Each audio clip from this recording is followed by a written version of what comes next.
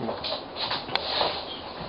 olha, basicamente, o que eu quero fazer nesse curso é acabar com uma série de mitos que existem com relação a como é que é a física teórica. Por exemplo, mecânica quântica, a primeira coisa que eu já vou falar é, aqui nós vamos falar em física quântica. O nome é mecânica quântica. Nós vamos lidar com mecânica quântica, eventualmente um pouquinho de teoria quântica de campos, etc. Mas física quântica é o termo usado em geral por quem não conhece o assunto. Eu já ouvi falar que abre aspas, física quântica é uma teoria altamente não linear. Não é. Ela é uma teoria que usa uma generalização da álgebra linear, que é a teoria dos operadores em espaço e tempo. A segunda coisa que tem é que mecânica quântica e mecânica clássica são coisas incompatíveis. Bom, os resultados, as previsões são bem diferentes, é claro. E o universo conceitual de uma coisa e de outra são diferentes. Agora, você obtém a mecânica quântica por um processo de limite muito bem conhecido a partir da mecânica clássica. Você parte de uma equação clássica chamada equação de Hamilton-Jacobi, que é uma equação tão bonita conceitualmente que já compararam ela à fala de Deus na sarça ardente, quando Deus diz Erie Asher, Erie serei, que serei, respondendo à pergunta de Moisés. Disseram que é o sol sagrado da física, a equação de Hamilton-Jacobi.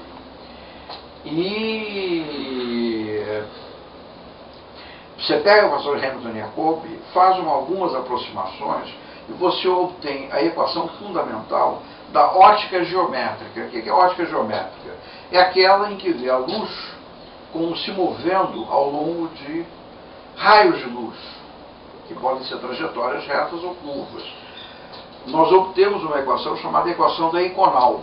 Aí você faz uma outra transformação, identifica certos objetos que aparecem na equação da Eikonal como sendo a quantidade de movimento da partícula a nível quântico e a sua posição, e voilà, está feita a mecânica quântica. Quer dizer, você obtém a mecânica quântica a partir da mecânica clássica.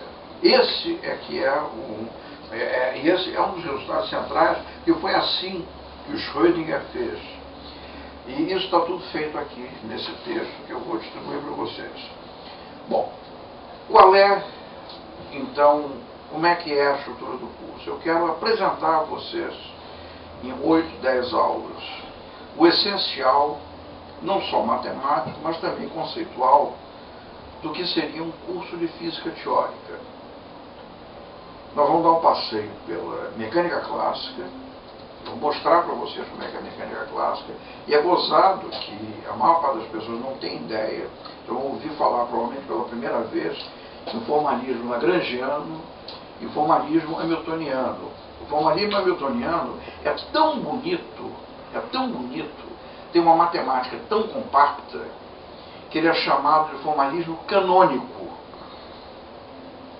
Entende? Ele já, quando Hamilton, no século XIX, desenvolveu o iníciozinho dele, ele mereceu esse nome, porque sintetiza de uma maneira brilhante uma série de ideias básicas.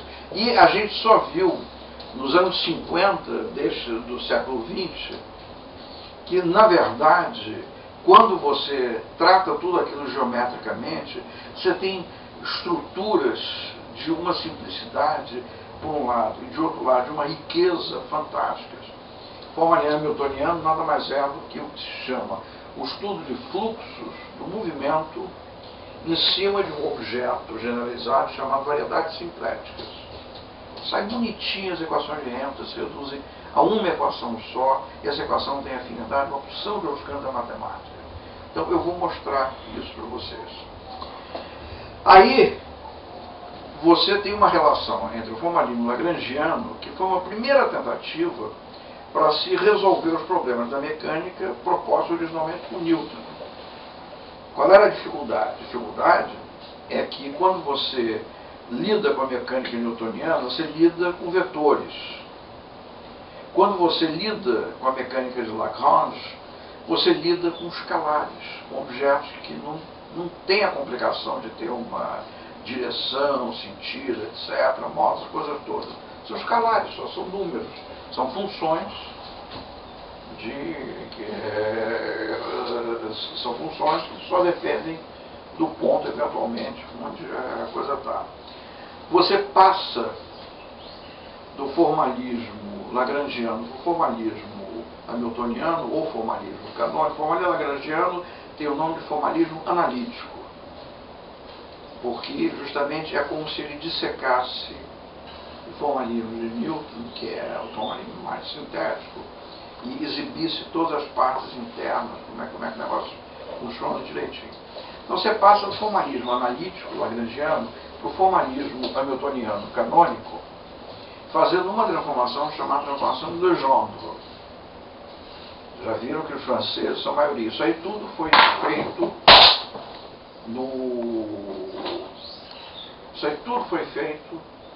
no final do século XVIII, início do século XIX. E eu me pergunto o quanto do ambiente político revolucionário da França, quer dizer, foi o final do período da Revolução, já no diretório, foi no período napoleônico, que foi um período, aliás, de grande incentivo às ciências, nos quais essas ideias foram desenvolvidas.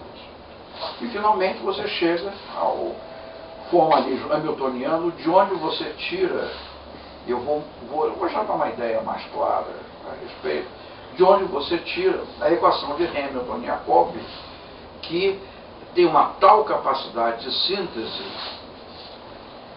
que o Cornelius Lanchos, que foi colaborador de Einstein, no livro que ele escreveu sobre mecânica, no tratado dele sobre mecânica, ele cita a tal passagem da sarça ardente.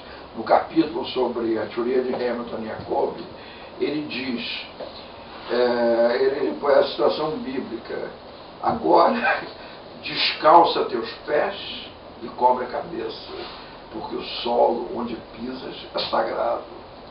Eu prefiro acreditar num Deus que tivesse o senso estético de criar uma teoria tão bonita como essa para reger movimentos da natureza do que na maior parte dos deuses das religiões. E olha que eu sou agnóstico, hein, mas se tiver que ter um Deus, é o Deus que tenha a sensibilidade estética para fazer com que o mundo funcione desse jeito. Então, a primeira parte do curso, digamos assim, vai ser dar uma ideia para vocês como é que é a mecânica clássica, que é uma teoria lindíssima, lindíssima. O Pingelli tem uma placa, ele diz que mecânica clássica é a teoria técnica pela qual você resolve dois problemas. O problema da aceleração do corpo em movimento, da aceleração constante, o problema do pêndulo, três problemas, e o problema do movimento planetário com dois corpos, né, Terra e Sol, por técnicas cada vez mais complicadas e mais demoradas. Porque, na verdade, o que você mostra desde o início é que há uma quantidade imensa de problemas em mecânica clássica que são insolúveis.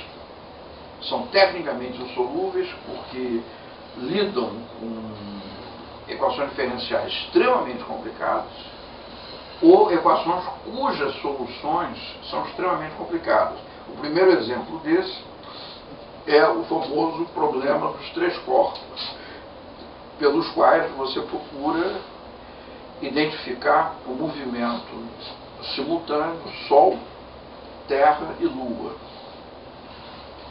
Sabe-se que a solução do problema dos três corpos é muito complicada, e quando você usa as técnicas usuais, que como é que você resolve